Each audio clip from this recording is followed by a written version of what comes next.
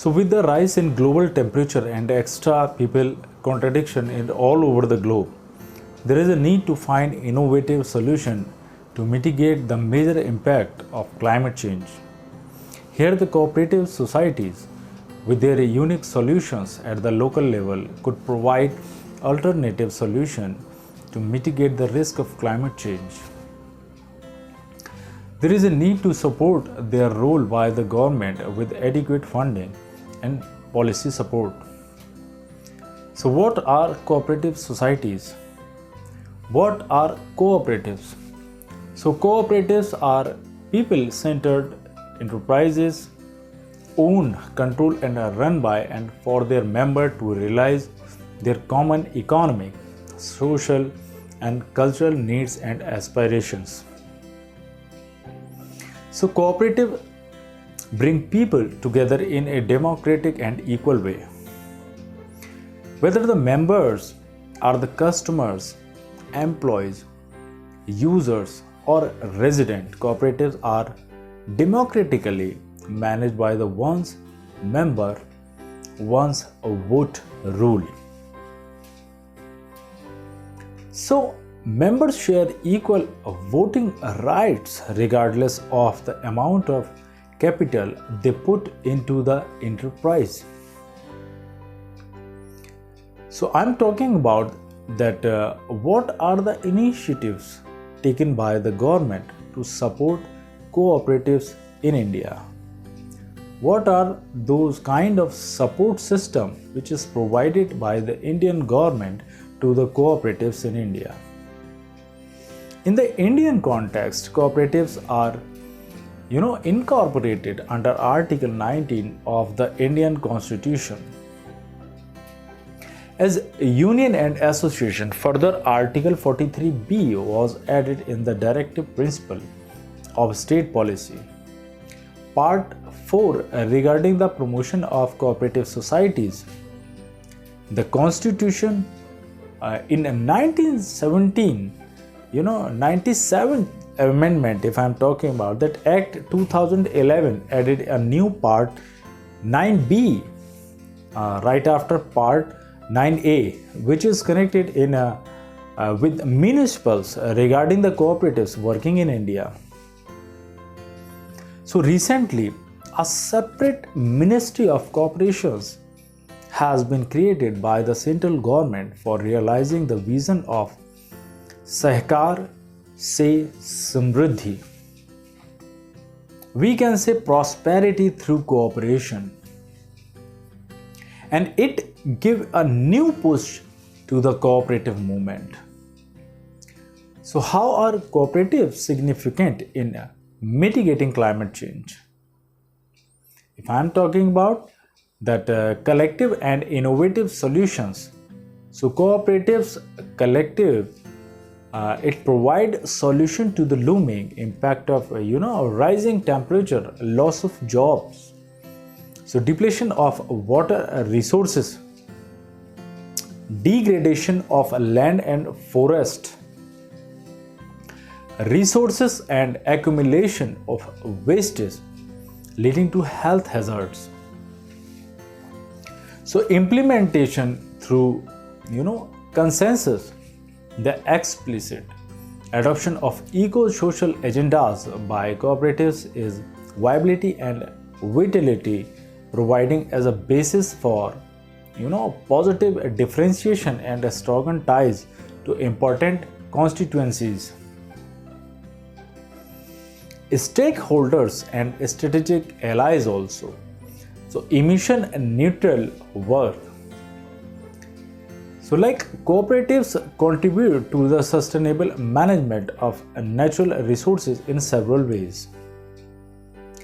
If add innovation to mission, then at this time the situation is this, like cooperatives have the potential of the solving a real world problem with their innovative skills, like alternative sources of clean water for communities, and also helping to accomplish sustainable goals of energy access. It energy efficiency and also reduced emissions. So are there any real life example? So we can see nowadays that in Dhundi village in the Kheda district of Gujarat had formed the first solar irrigation cooperative as Dhundi Saur Urja Utpadak Sahkari Mandali. It is in 2016. The members of this cooperative societies are often called solar entrepreneurs who are harvesting solar energy. So this has enabled them to reap a better harvest, and they are connected to the grid for additional income.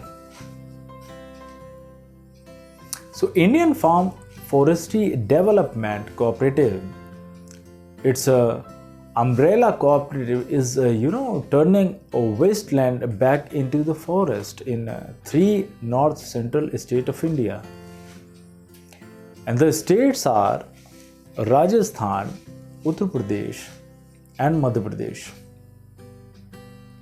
So self-employed women's association interventions regarding the environment, climate, water and clean energy, and they are spreading awareness, are apt in the country times and support our national goals. So we can say those types of national goals are now sustainable development goals. So it's to be achieved by 2030 by then. So there are also examples from leading cooperative giants like Amul, IFCO and Nafed, and there are a lot of examples apart from this. So it diversified into organic farming by supporting the cooperatives for production certification, adherence to food safety and linking to the mark and its market-driven value chain. The initiatives of this kind have made cooperatives oriented towards natural and organic farming, and it's all set to cater to the demand for organic produce. So what are the challenges faced by the cooperatives nowadays? So if I'm talking about the challenges, then it's neglected by the policymakers. So the role of cooperatives has been overlooked by policymakers at various levels due to their lack of visibility, and it's a lack of awareness also. So there is a lack of awareness about businesses, strategies and knowledge about how the market works. And the major problem is this, that a lack of funding and capabilities. Whether public or private sector, both are not showing any amount of the confidence in this sector, as there is a little or no financial support for cooperatives. So that's why this harms their potential. And one also, that is poor management is there. So in some cooperatives, due to the lack of understanding of the market and poor level of skill set of workers, so many cooperatives underperform, and all they are not able to provide the desired result. So what can be the way forward regarding this?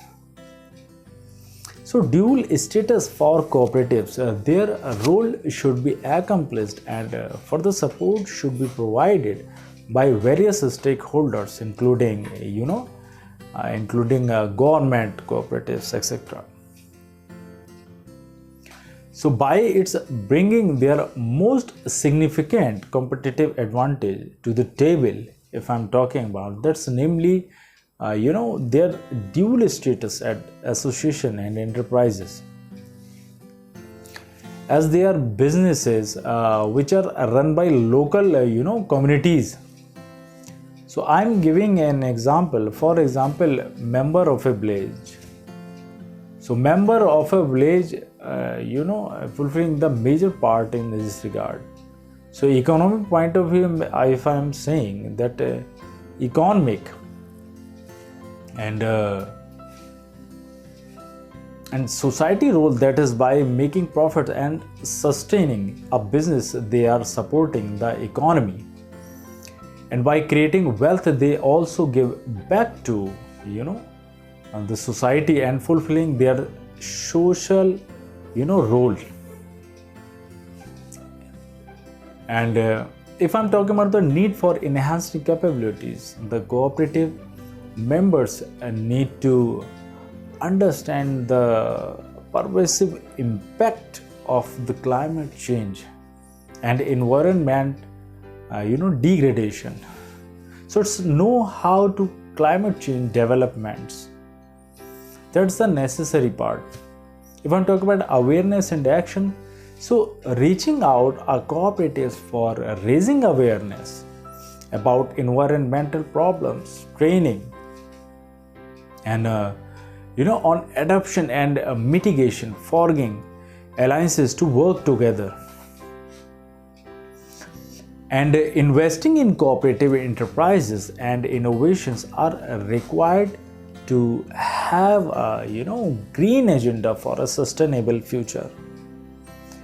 So role of government, the government need to work upon enhancing their capabilities by providing them with a proper guidance and support from market and business communities, so that they can get the desirable level of skill set and knowledge of sustaining an enterprise, and can further utilize these capabilities to solve environmental problems. So that was our important discussion. Thank you so much.